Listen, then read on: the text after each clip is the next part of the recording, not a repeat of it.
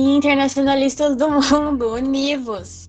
Não sou o Jaú, eu sou a Stephanie, e eu e minha colega Sofia viemos aqui hoje dar algumas dicas e sugestões de filmes, séries e livros que a gente pode relacionar com as relações internacionais. A gente já tem um episódio desse, então se você quiser conferir, é só dar uma olhada. E vem com a gente nesse episódio do Pode Rir. Mas, Sofia, me fala um oi. Oiê, todo mundo! Obrigada pela companhia mais uma vez. Espero que vocês gostem do episódio de hoje. E é isso.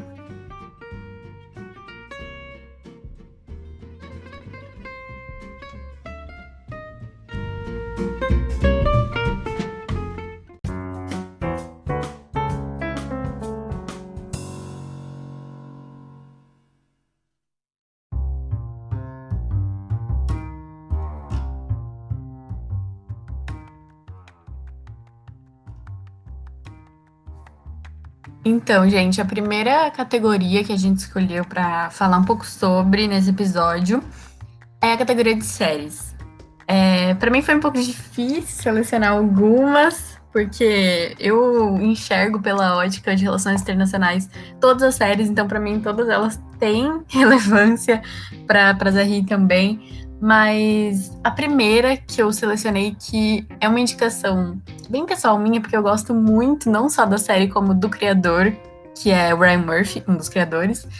Essa série chama The Politician, e ela retrata um pouco da vida política dos Estados Unidos, principalmente de Nova York. Obviamente, a série tem vários exageros, né? Como já é conhecido do Ryan Murphy, mas eu vejo aí muitos pontos que agregam numa abordagem política, numa análise política. A minha sugestão ela é mais da segunda temporada em especial. A primeira temporada não muito, mas a segunda temporada é uma temporada que protagoniza o Peyton, né, que é o jovem que é o principal também na primeira temporada, como pré-candidato ao Senado Estadual de Nova York. Então, na segunda temporada, a gente acompanha um jovem que está na universidade ainda, mas que tem muita vontade, muita garra de ser senador estadual. Então, a gente vê muitas coisas que agregam dele, do conhecimento dele, do repertório dele, que desde criança sempre desejou ser presidente dos Estados Unidos, então tudo que ele fala é muito político, é de muito valor.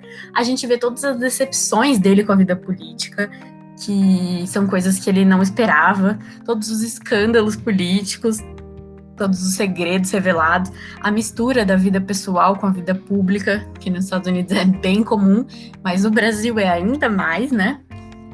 Não chega a ser um personalismo, né? Chega a ser escândalo. Aqui chega a ser personalismo. A gente vota pela pessoa.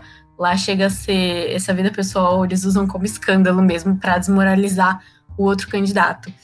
E outra questão que eu acho que é a principal para minha indicação é a separação mais nítida que eles fazem entre políticas de governo e políticas de Estado. Na série em si, na esfera climática. Eu tô tentando falar sem dar spoiler, mas eu acho que essa separação entre políticas de Estado e política de governo é muito vista na confusão do protagonista em, às vezes, sentir que ele tá lutando por uma causa sozinho, sabe? Uma causa de preservação ambiental, preservação climática. Ele sente que é apoiado por jovens, mas que não é apoiado pelos Estados Unidos inteiro. Então, é aí que fica a fraqueza dele de, eu não vou ser eleito. E isso mostra muito o que é uma política de governo dentro de um Estado. Ele está tentando... A política de governo dele é a preservação climática, lutar contra o aquecimento global, o desperdício, tudo isso.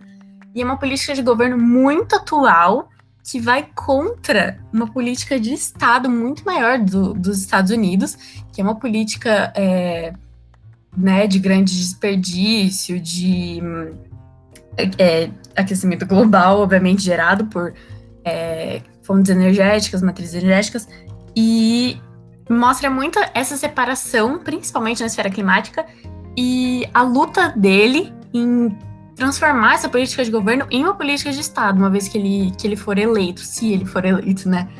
Só vai descobrir aí quem assistir.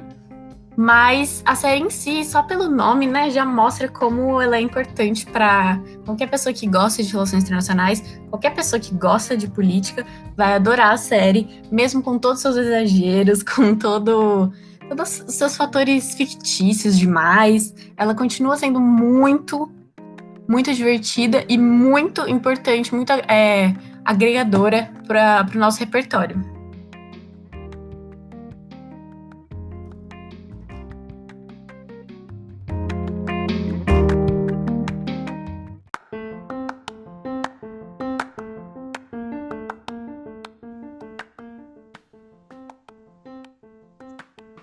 Agora eu vou trazer uma outra dica de série que eu achei muito interessante o tema dela, então eu resolvi trazer aqui porque eu acho que todo internacionalista gosta pelo menos um pouco desse tema. Eu espero que goste porque eu acho ele muito interessante.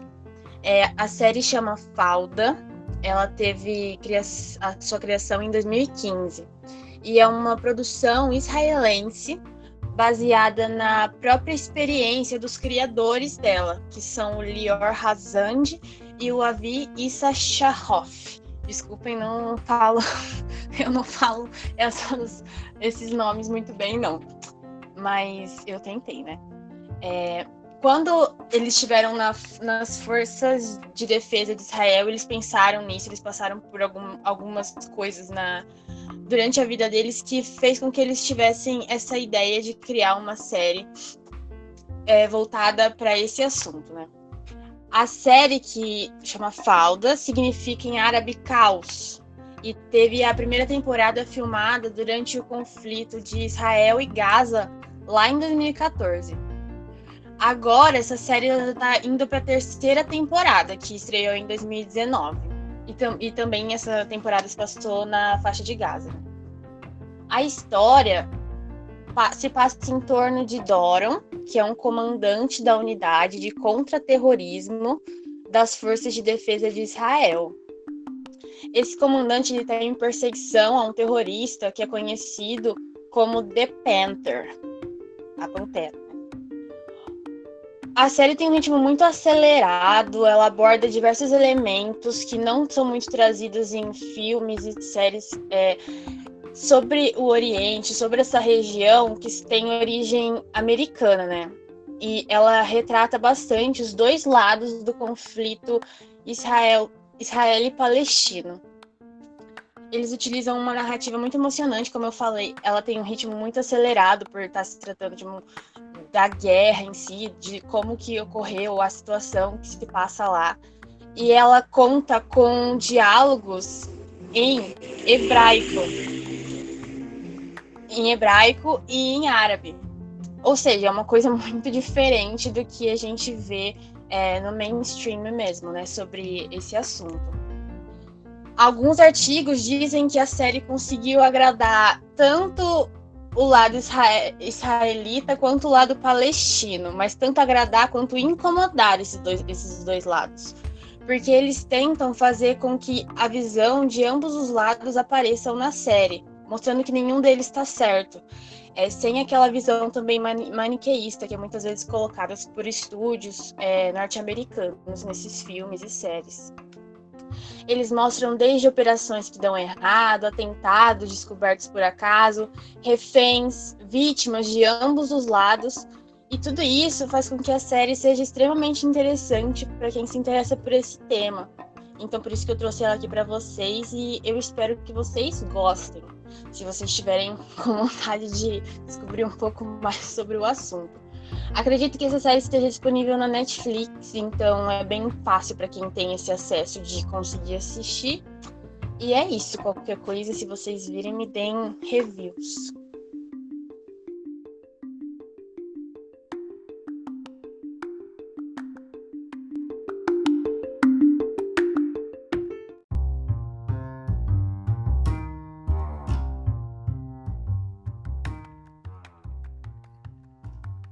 A minha segunda indicação também é uma das minhas séries favoritas, assim, da história, que na verdade é uma minissérie, que é brasileira.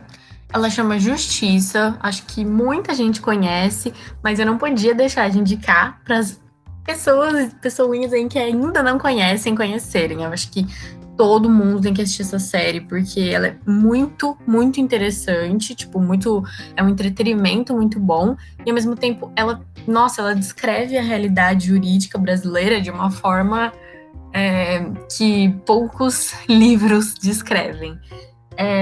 Ela retrata alguns casos específicos em que a lei acaba falhando mais que o normal, né, com os indivíduos. Então, casos ou que a lei falhou ou que não existe uma lei propriamente dita no Brasil. Por exemplo, o caso da eutanásia é um caso retratado, ou o caso de crimes passionais, o caso de prostituição, o caso de que indivíduos acabam tomando justiça pelas suas próprias mãos, né? Casos de vingança, alguns diriam. E é muito interessante, porque você vai se vendo mudando de opinião. Opiniões que você tinha e achava que era muito concretas, assim. Você assiste a série e vê um caso de uma pessoa que tá sofrendo por aquilo que você defendia. E aí você se pergunta, será que eu realmente defendo isso? Então é uma série que é importante para todos os brasileiros, para a gente questionar as nossas leis, questionar a nossa estrutura organizacional, administrativa, de direito, nossos juízes, as relações pessoais, personalistas que a gente acaba tendo, onde um julgamento ele é feito por um juiz que é amigo de sei lá quem, então acaba dando uma burladinha ali na lei e a fiança cai. Coisas que a gente vê no dia a dia e que acaba passando batido, só que quando a gente vê se tratar de um caso muito sério e de uma realidade muito específica, a gente percebe como é urgente essa questão para ser debatida no nosso país. E é uma série bem pesada, mas é muito, muito importante. E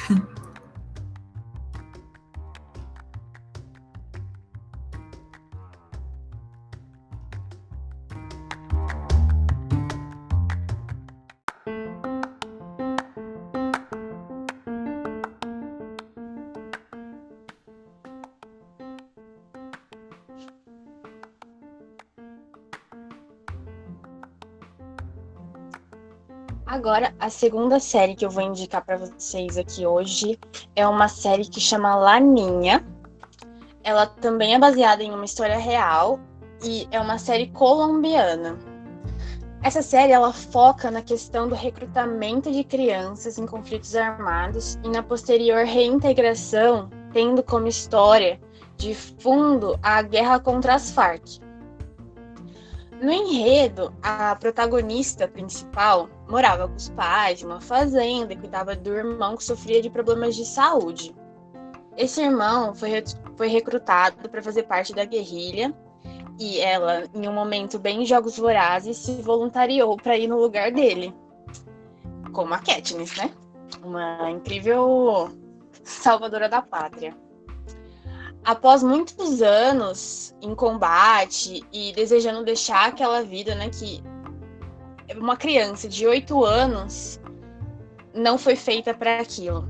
Ninguém foi, mas principalmente uma criança não.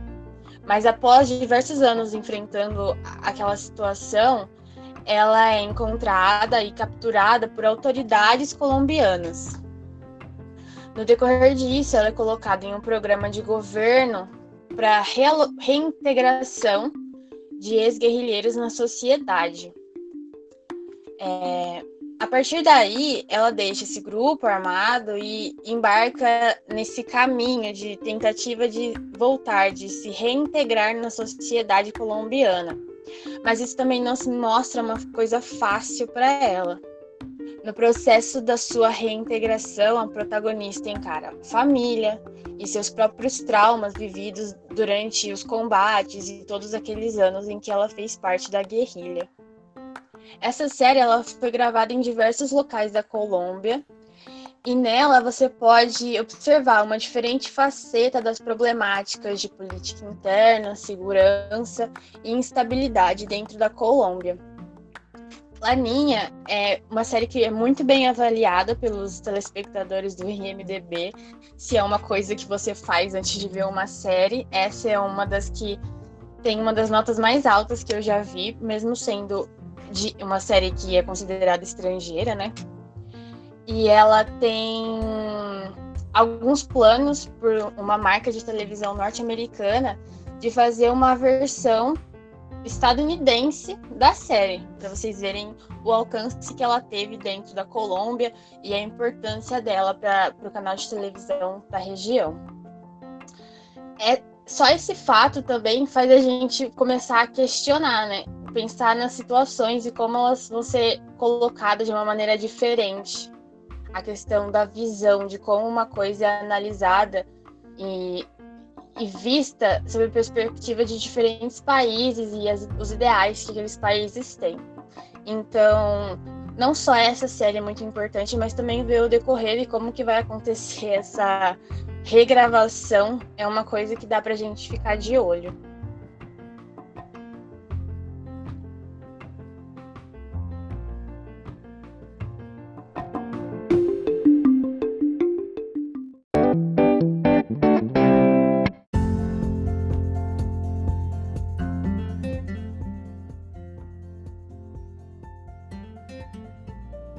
Passando para nossa próxima categoria, que são filmes, eu vou começar com um filme bem conhecido pela maioria das pessoas, super bem avaliado, com várias indicações importantes e alguns prêmios.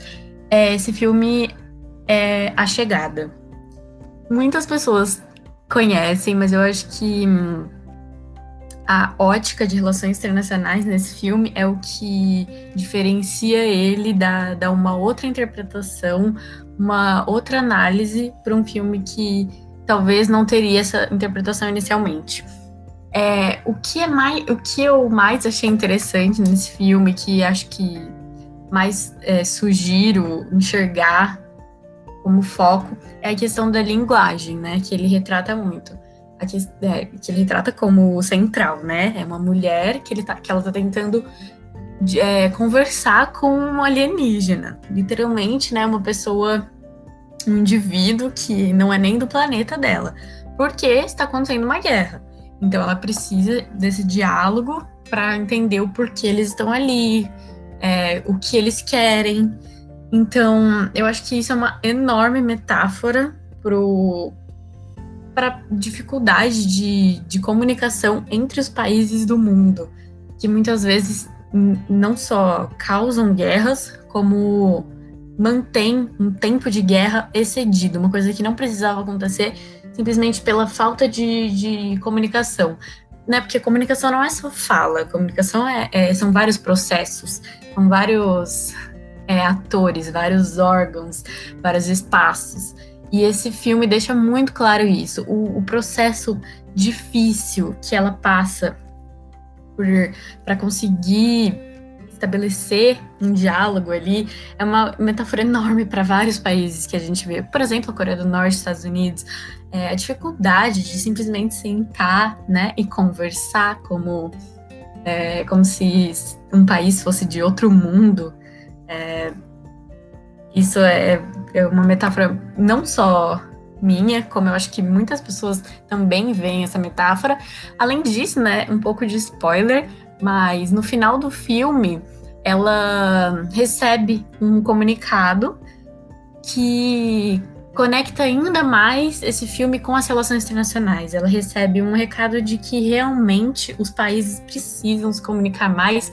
Não vou falar exatamente qual é o comunicado que ela recebe, mas que demonstra ainda mais a urgência de cooperação, de comunicação dos países para que não haja um cenário que chegue no ponto de que não tem mais como reverter, um cenário tão conflituoso que não dá mais para reverter. Até porque, né, a cooperação só consegue existir com um mínimo de diálogo, um mínimo de comunicação. Então, sugestão, um filme bem batido, mas é uma interpretação talvez nova, e é válido assistir de novo esse filme com essa ótica e prestar bastante atenção no final dele, que é quando fica bem mais claro, assim, dá um clique de como ele está conectado com as RI e também com a política internacional.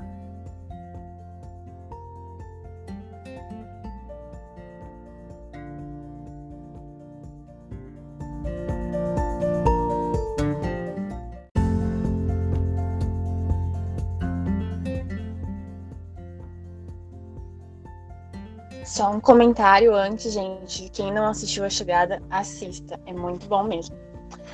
Mas agora eu vou dar uma dica de filme, que na verdade não é um filme.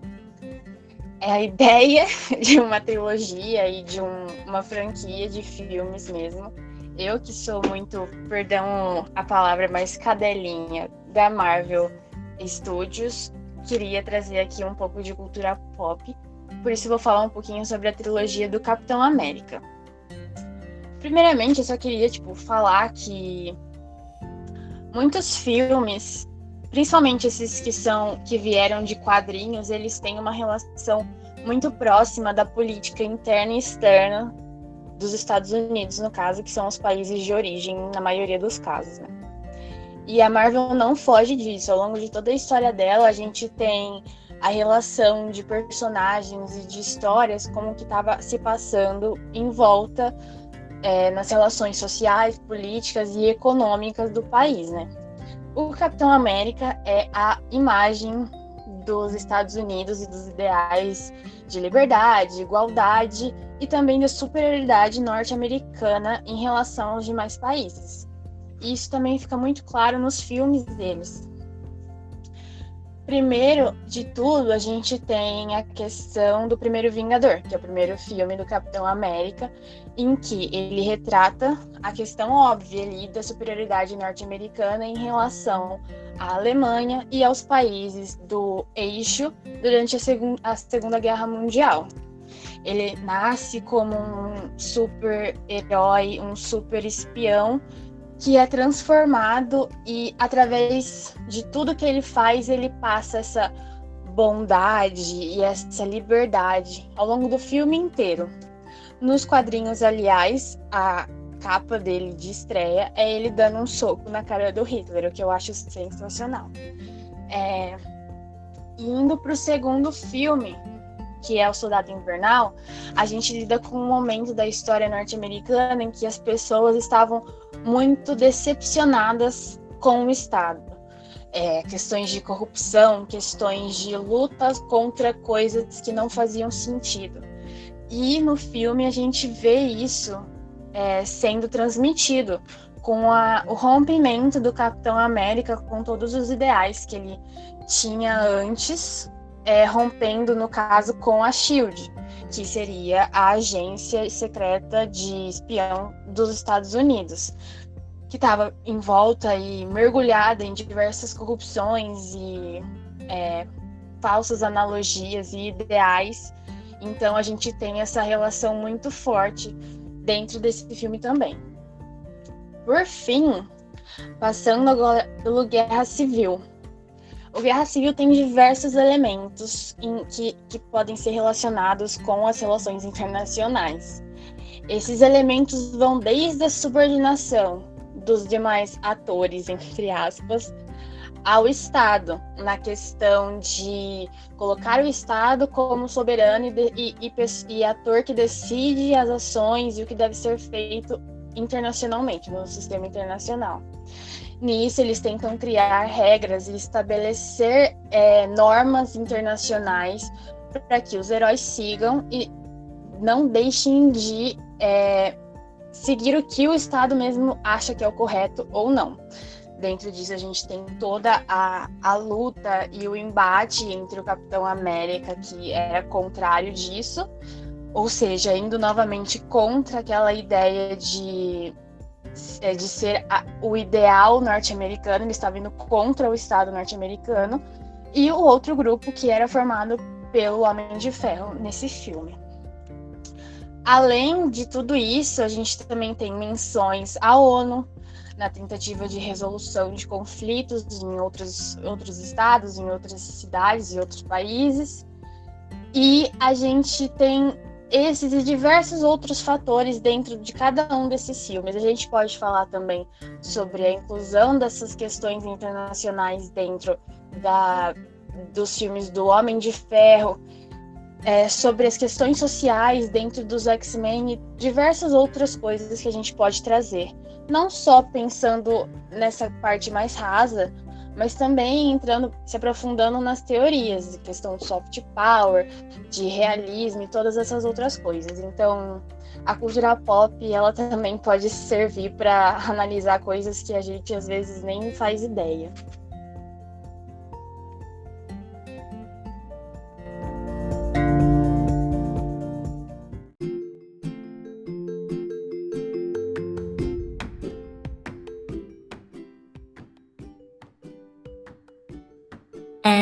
Meu último filme, ele é um filme mais expositivo, assim, é mais um retrato. Ele chama Memórias del Subdesarrollo, ou Memórias do Subdesenvolvimento.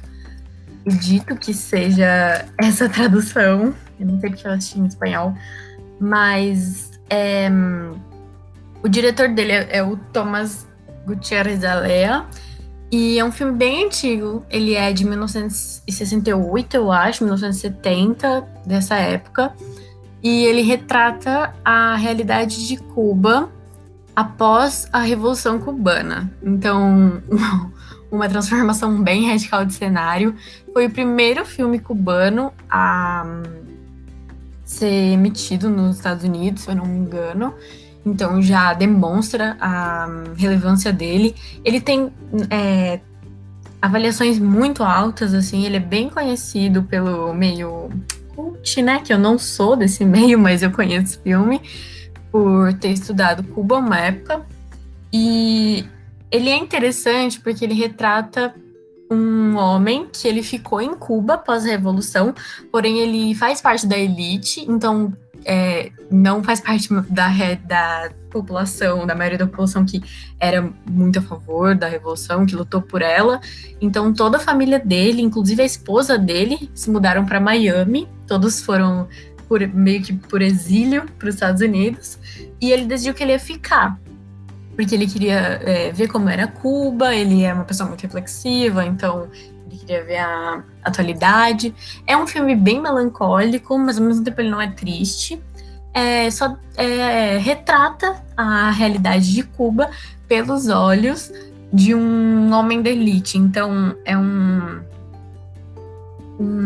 filme que demonstra, ele apresenta uma ótica um pouco diferente da que a gente sempre vê, né? Que é a Revolução Cubana pelos que lutaram por ela. Então é ainda mais interessante. Além de também demonstrar, também mostrar outros personagens, não é só ele. Então também tem outras óticas, mas é ainda mais interessante porque é dele. Então tem alguns momentos assim que acho que são cômicos, porque é muito diferente a realidade dele da realidade do resto do país. E também a realidade política, que tá ainda meio confusa, incipiente. É muito interessante de ver tudo isso. Por esse filme tem uma... É antigo, mas ele é bem filmado, assim, tem takes interessantes, não são aqueles takes paradões, então recomendo para todo mundo que tem interesse de ver essa realidade que não é tão explorada assim pelos meios de entretenimento, normalmente.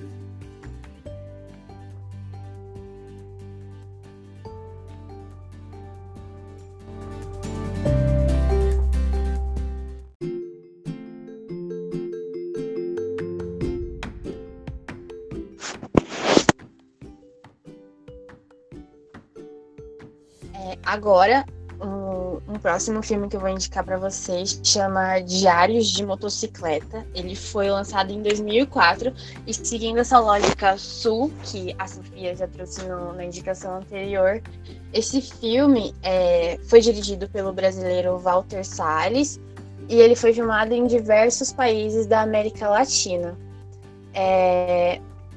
O filme ele conta a história do jovem Che Guevara, que decide viajar com sua moto. Ele chama a moto de La Poderosa. E ele está acompanhado do amigo Alberto Granado. Eles viajam por toda a América do Sul. E isso é um fato que foi tirado de livros e biografias do próprio Che.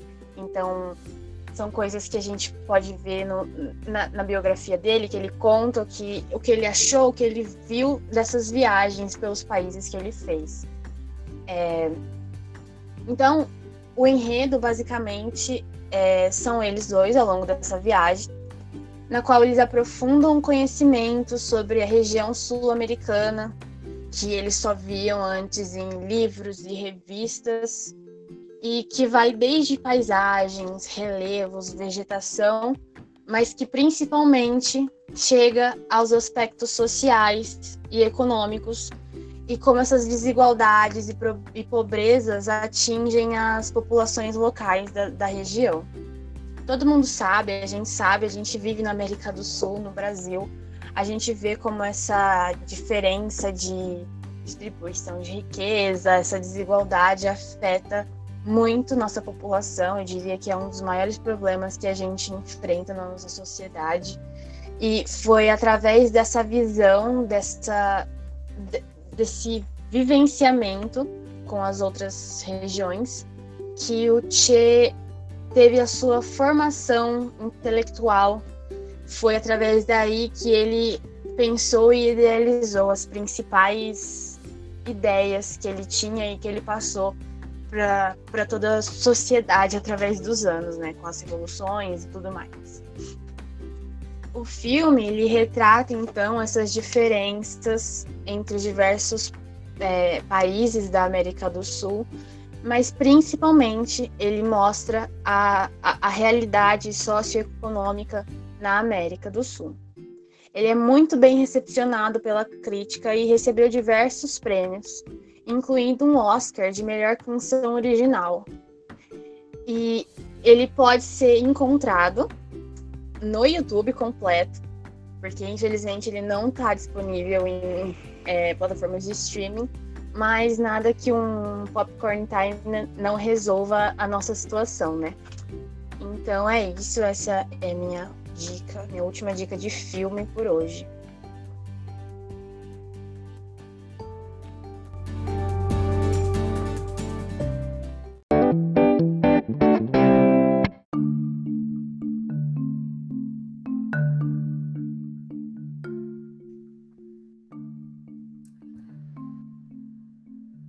Para a categoria agora de livros, a minha primeira indicação eu vou roubar um pouquinho, igual o Leonardo roubou no último episódio de Sugere. É uma história em quadrinhos, mas ela é tão densa, assim, que realmente tem mais repertório, mais informações que muitos livros que eu já li sobre o assunto. O título é Refugiados, A Última Fronteira. Eu tô com ele aqui do meu lado, então eu queria poder mostrar para todo mundo e não só falar, porque o mais legal dele, né, igual todas as histórias em quadrinhos, são as ilustrações e a forma como ele é composto, assim, configurado, é incrível. Eu ganhei de aniversário e eu acho que é um acesso um pouco mais difícil, mas, nossa, ele vale muito, muito, muito a pena. O livro, ele é um jornalismo em quadrinhos. Ele foi feito a partir de relatos que foram coletados pela jornalista Kate Evans e foram coletados na selva de Calais, né, que é um abrigo para refugiados que foi formulado num terreno baldio da França. E o mais interessante é que esses refugiados que estavam lá, em sua maioria, queriam ir para o Reino Unido, não queriam ficar lá. E mesmo assim, eles eram terrivelmente maltratados pelo governo francês enquanto a sua estadia nesse abrigo. São relatos muito, muito fortes. Assim, eu já tinha assistido muitos documentários sobre refugiados, já tinha ouvido muitos relatos, lido muita coisa, mas nada foi igual esse livro, porque ele é muito provocante, porque ele contrapõe relatos que ela coletou de refugiados do Oriente Médio, da África, com pessoas que viviam na França, pessoas que viviam no Reino Unido. Então, ela colocava, por exemplo, ela coloca duas crianças, uma do lado da outra, em cenários completamente diferentes, mas o que uma criança refugiada estaria fazendo se ela não fosse refugiada, assim, não tem nem como eu explicar, é muito visual o livro e muito forte, e só lendo, assim, só vendo, que dá para entender mesmo toda a dimensão. Além disso, como é um relato jornalístico, de uma jornalista, mas não jornalístico, né? Ele é muito. Tem as opiniões políticas dela. Então, por exemplo, ela vai relatar um momento em que a Marine Le Pen foi protestar, né? Foi proferir um discurso nesse abrigo. E ela escreve a fascista Marine Le Pen proferindo seu discurso, passando pela multidão de muçulmanos, e ela desenha assim Marine Le Pen meio que chutando os refugiados. Então, ela também analisa muito como foi a conduta da direita desses países, não só da França, né, mas também da Espanha, de Portugal, frente a esses refugiados. Então, nossa, é um livro muito completo que mostra as condutas políticas, as condutas pessoais e a realidade horrível e desumana que esses refugiados encontravam nesse abrigo. As opiniões políticas são interessantes por ela estar vivendo lá, mas obviamente não é uma coisa que todo mundo vai concordar, até por ela ser muito radical, tem momentos que não é todo mundo que vai concordar, mas essa contraposição frequente que ela faz com refugiados opostos aos residentes franceses, a falta de empatia de todo mundo, não só dos dirigentes políticos, dos presidentes, dos primeiros ministros, é incrível, assim, o jeito como é configurado o livro. Eu sugiro todo mundo a ler. Quem me conhecer pode me pedir que eu empresto, só tome cuidado, por favor. E quem não me conhece, procura na internet aí, ou vai em uma livraria e lê sem ter que comprar. É uma leitura, assim, bem obrigatória para futuros internacionalistas, especialmente.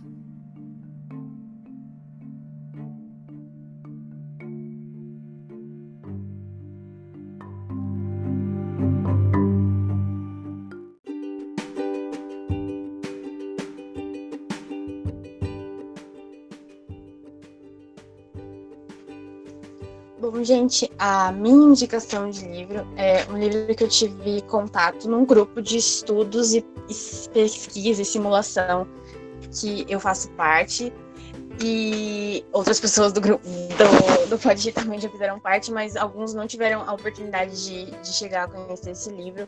Mas ele chama A Ganha-Pão, e ele acompanha a jornada de sobrevivência de uma pré-adolescente num país dominado pelo Talibã. É um livro que tem também um filme na Netflix, eu acredito, e se for uma coisa mais fácil para vocês conseguirem acesso, assistam o filme, mas eu indicaria o livro por ser mais cru, né? Tem mais história, tem mais coisas que acontecem, então fica aqui a minha dica. A autora é uma canadense, ela chama Deborah Liss, e ela baseou o contexto da Parvana, que é a personagem principal, em uma entrevista concedida por uma mãe afegã. E para a realização dessa obra, ela passou meses recolhendo depoimentos de mulheres em campo de refugiados, principalmente no Paquistão. A história do livro, então, é uma menina afegã de 11 anos que vive com a sua família numa pequena cidade em Cabul, no Afeganistão. Ela cresce ouvindo histórias contadas pelos pais. Ela é uma menina que aprendeu a ler, e o que é uma coisa que não pode no Paquistão. E para ajudar na renda da família, ela escrevia cartas para outras pessoas como maneira de sustento mesmo. Ela escrevia as cartas e enviava. Como muitas pessoas não tinham acesso à alfabetização, ela fazia essas cartas. Mas, como eu disse, essa alfabetização de mulheres não é uma coisa que é permitida. Então, quando é descoberto o que ela fazia, o pai da menina acaba sendo preso em uma situação muito difícil, que você pode ler no livro. E ela decide, então, tentar fazer esse sustento, mas fingindo ser um rapaz. Ela corta o cabelo, ela veste roupas de homem que pertenciam ao seu irmão mais velho. E aí ela torna-se, então, o ganha-pão da família dela, né? Mesmo considerando todos os riscos que ela estava correndo por ser uma menina, uma criança, ela tentou ajudar a família dela e principalmente encontrar uma forma de tirar o pai dela da cadeia. E em meio a toda essa história, a tudo que está acontecendo em relação a esse foco, a esse enredo, a gente encontra pequenos detalhes e pontos que a gente pode observar sobre os problemas da sociedade afegã. E aqui eu digo problemas entre aspas, porque, como eu já disse, eu tive uma discussão sobre esse livro em um grupo de extensão. E lá a gente entrou em diversas pautas, como até que ponto nossa ideia de direitos humanos pode interferir nas questões culturais de países que não são ocidentais. Até que ponto esses problemas que a gente analisa como problemas são problemas e não uma coisa cultural. E isso gera uma discussão muito, muito longa, mas nesse livro e também no filme vocês podem ver essa questão da a não possibilidade da mulher de ler, de dirigir, de usar certas roupas ou qualquer outra coisa que envolva esse mundo mais árabe e oriental. Então esse é um livro muito bom para quem quer ver um pouco dessa realidade, se criticar, pensar mesmo, fazer esse diálogo e essa discussão com você mesmo, não com outras pessoas, porque são assuntos que rendem muita coisa. A gente pode pensar em diversos pontos, o relativismo cultural, tudo isso está envolvido e a gente pode analisar isso de maneiras tão distintas, e essas maneiras distintas mudam completamente nossa visão sobre o que é certo e o que não é, como a gente vê esse livro, essas questões, e como a gente não vê. Então, eu acho que é um livro muito bom e eu indico muito para vocês, quem tiver a oportunidade de ler, principalmente, mas também quem não puder e quiser ver o filme, ele tá na Netflix.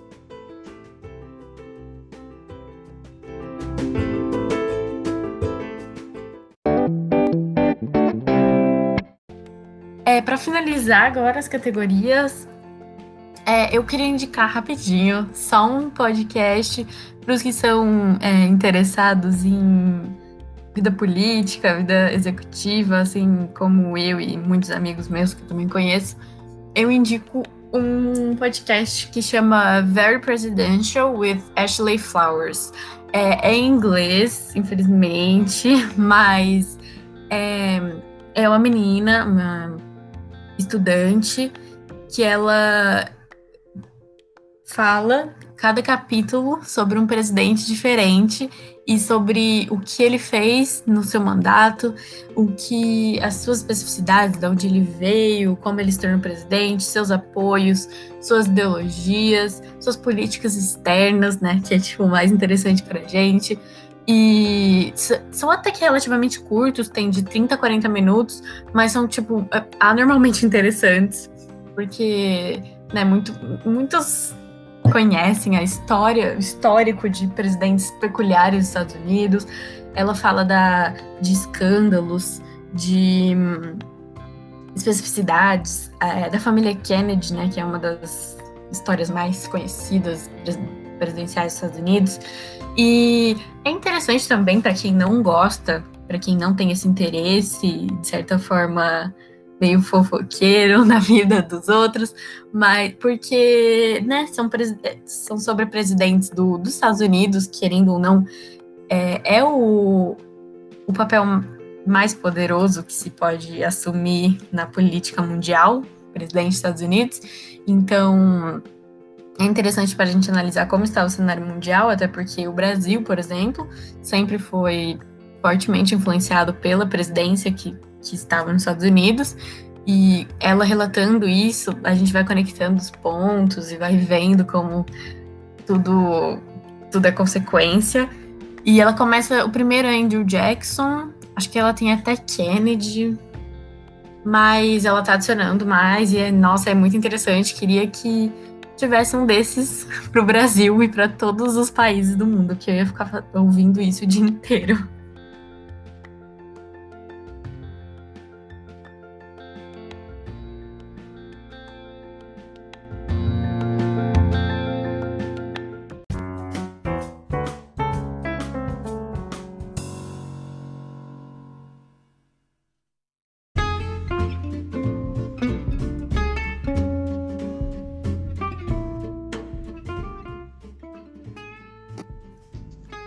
Bom, gente, esse foi mais um episódio do Pode Rir, um Sugere 2.0. E a gente trouxe para vocês diversas sugestões e dicas de filmes, séries, livros e até de um podcast diferente, para vocês se aprofundarem, entenderem um pouco mais outros aspectos, diferentes aspectos das relações internacionais, vendo isso por um outro âmbito, não só teórico e realmente pensando na questão do curso de relações internacionais, mas de uma maneira mais divertida, descontraída, sejam elas ficcionais ou reais. Tá tudo aí pra gente se divertir e entender um pouquinho mais sobre relações internacionais.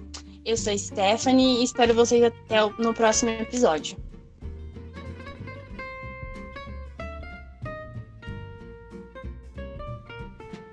Então, gente, é isso. Espero que a gente tenha sugerido alguns filmes, séries que vocês ainda não tinham visto pela ótica das relações internacionais, ou livros, filmes e séries que são sobre relações internacionais e vocês não conheciam.